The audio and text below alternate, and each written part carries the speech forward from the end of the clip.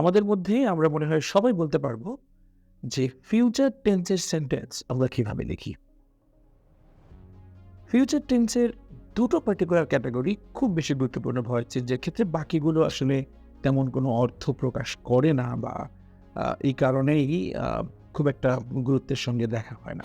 Anyway, আমরা future indefinite এবং future কন্টিনিউয়াসটাকে focus করব।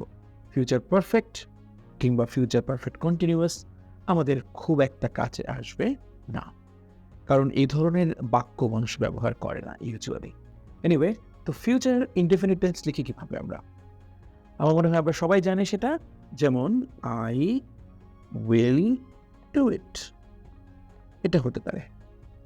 আবার এও বলতে পারি যে he will report the authority. এই যে সেন্টেন্স দুটো বললাম, দুটোই উইল দিয়ে করেছি। আরও একটা ওয়ার্ড আছে হ্যাল। এখন একটু মিলিয়ে নেন তো। আমি কিন্তু এর আগে মোডাল নিয়ে ক্লাস করেছি আগে। তার মানে কি, এই যে উইল কিংবা শ্যাল, এই যে শব্দগুলো, সেগুলো আসলে কি? মোডাল। তাহলে মোডাল যুক্ত যেসব সেন্টেন্স আমরা ভয়েস চেঞ্জ করেছি, কিভাবে করেছিলাম যেন?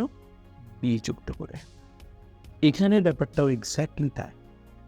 ফিউচার ইন্ডিপেন্ডেন্ট যেহেতু উইল বা শ্যাল দিয়ে তৈরি হয়, তার মানে এটা মানে প্যাসিভ ভয়েস করাটা হচ্ছে জাস্ট বি এর ইনক্লুশন, বিটাকে যুক্ত করে দেবেন। আর ভার্বের past participle plus by plus সাবজেক্টের অবজেক্টিভ ফর্ম, এগুলো তো আর একেবারে আগের পুরনো হিসেব মতোই আপনি বসিয়ে দিবেন। যেমন এই সেন্টেন্সে সাবজেক্ট কোনটা? আই। ভার্ব আইটেম কি? Will do. অবজেক্ট কি? ইট। নিশ্চয়ই ইট আগে চলে আসবে। গুড। আমরা তো জানি যে will modal, will be. Do এর পাস্ট পার্টিসিপল কি? ডান। কার দ্বারা? By me. তার মানে it will be done by me. আর এটাও সে একই রকম, the authority will be reported by him. Same. এখন আমার ধারণা আমরা ফিউচার কন্টিনিউয়াসটা একটু অ্যানালাইজ করে দেখি যে কি ব্যাপার। যেমন কন্টিনিউয়াসের ক্ষেত্রে আমরা কিভাবে ব্যবহার করি? I will be reading the book. তার মানে কন্টিনিউয়াস অর্থাৎ ফিউচার কন্টিনিউয়াস লিখতে গেলে আমরা যেটা করি সেটা হচ্ছে উইলের সঙ্গে একটা বি যোগ করি এবং এরপরে ভার্বের সঙ্গে আইএনজি যোগ করি। Will be shall be plus ভার্বের সঙ্গে আইএনজি। এইটা হচ্ছে বেসিক ফিউচার কন্টিনিউয়াসের স্ট্রাকচার।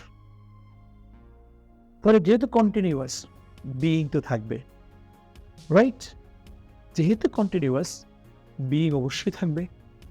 তো ওই আগের মতোই আমরা সাবজেক্ট কোনটা? আই। অবজেক্ট কোনটা? Will be reading. ভার্ব কোনটা? Will be reading. আর অবজেক্ট কোনটা? The book. তাহলে দ্য বুক আমরা প্রথমে নিয়ে আসি। The book. এখানে উইল বি আছে, আমরাও উইল বি লিখব। কিন্তু এখানে যেহেতু কন্টিনিউয়াস ফর্ম আছে, তাই কন্টিনিউয়াস ফর্ম থাকলেই বিইং যোগ করতেই হয়। বি প্লাস আইএনজি, অর্থাৎ the book will be being. আর মূল ভার্ব কোনটা? রিড, কারণ রিডের সঙ্গে আইএনজিটা যোগ হয়েছে। তার মানে এই বিইং এর পরে ভার্বের পাস্ট পার্টিসিপল, সেটা কি? রেড। মূল ভার্বটা তো হচ্ছে read, read read read, being read by me. The book will be, will বির জায়গায় থাকবে কন্টিনিউয়াসের জন্য একটা বিইং যোগ হয়ে যাবে। The book will be being read by me. ঠিক আছে? যেমন আমরা যদি বলি যে আই উইল বি, হ্যাঁ, টেকিং কেয়ার অফ হিম, এটা কি হবে? He will be being taken care of by me. আবার বলছি, আমি যদি একবার লিখি তাহলে একটু সুবিধা হবে। যেমন I will be, I will be taking care of him. এই সেন্টেন্সের সাবজেক্ট কোনটা? আই।